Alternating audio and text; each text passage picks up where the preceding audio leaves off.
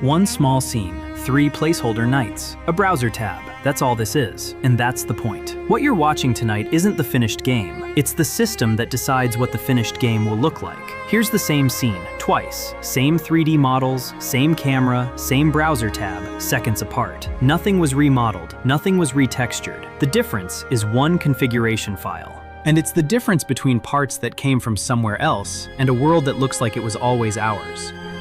Here's an honest truth about building an open-world game. The 3D models you start from are, very often, the same ones a lot of games start from. That's true of games you love, and it always has been. Nobody remembers a world for its mesh count. So the thing that makes a world yours is everything wrapped around those models. The way the whole world is lit and colored, every single frame.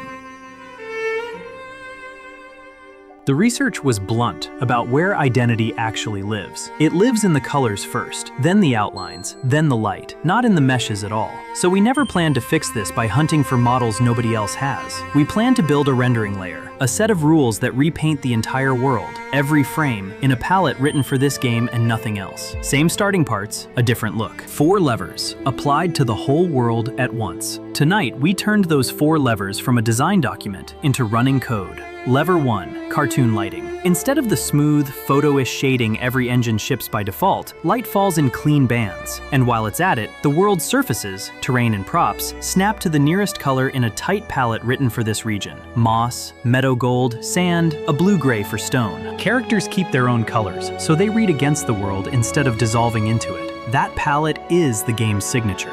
Lever 2, ink outlines, but only on the things that matter. Characters, creatures, loot. The eye learns the rule without ever being told it. If it has an outline, it's alive or it's yours to take. Lever 3, the environment. A sky that belongs to this world, and fog tinted to match it, so distant hills fade the way real distance fades. That haze earns its keep twice. It's also quietly hiding the line where fine detail drops off. Lever 4, baked ground shadow. Before the scene ever ships, thousands of rays get fired at the actual terrain, and the darkness is written into the rocks themselves. Depth that costs nothing while you play because it was paid for in advance. And here's the honest part. None of these 4 levers is new.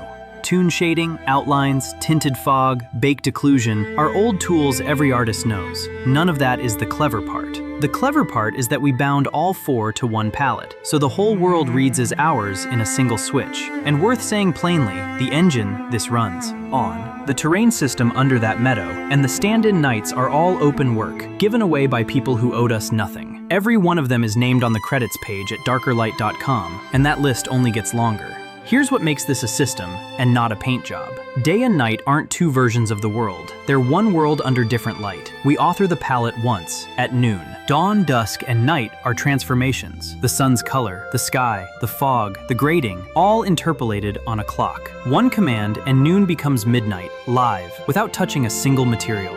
And watch the red chests, still glowing. That was the design promise. A restful world, loud loot, and the rule that saturation means this matters survives the dark. Though a night that reads beautifully in a screenshot is not the same thing as a night you can actually play in. Whether this one holds up when you're in it is still an open check, and it's one that comes back to bite.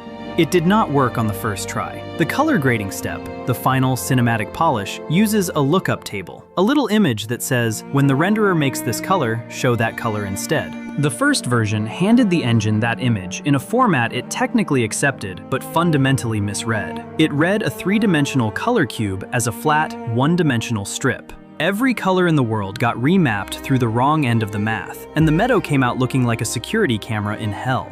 It cost a full debug cycle to find, because the code was doing exactly what it was told.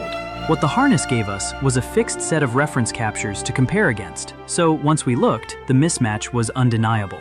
The fix was one line in an import file, and we wrote the lesson straight into the permanent record. That's the actual job. You don't dodge mistakes. You catch them before anyone sees them, and you write them down so they're only ever found once. The obvious worry. Surely repainting every pixel of every frame costs performance a browser can't afford. The measured answer, with the asterisk attached.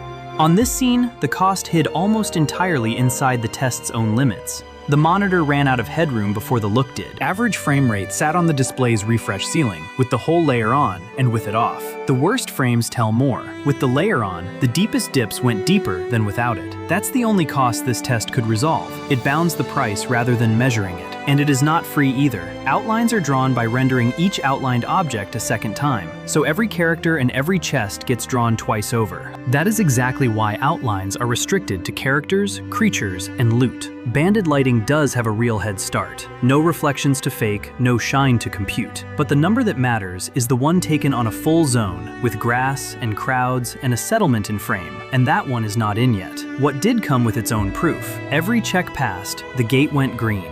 Honesty section. This is the signature layer proven on a small scene. One browser, one fast machine, placeholder rocks, 3 nights, no crowds, no grass yet. The real production world is where it gets its trial by fire. And that's exactly the point of building the look first. Whatever art lands later, it lands inside a system that already holds. None of tonight was about final art. It was about proving the system. One config file drives 4 levers. The whole world obeys. And on this scene, the browser never breaks stride. 4 proofs now sit green on the board. A character that moves, a world in a browser, 2 players sharing it, and tonight, a look that belongs to this game and no other. But all 4 of those proofs were taken on one browser engine, on one machine. Before any of this goes near a server, it has to hold up everywhere the web actually runs. And that turns out to be where the interesting bug is hiding.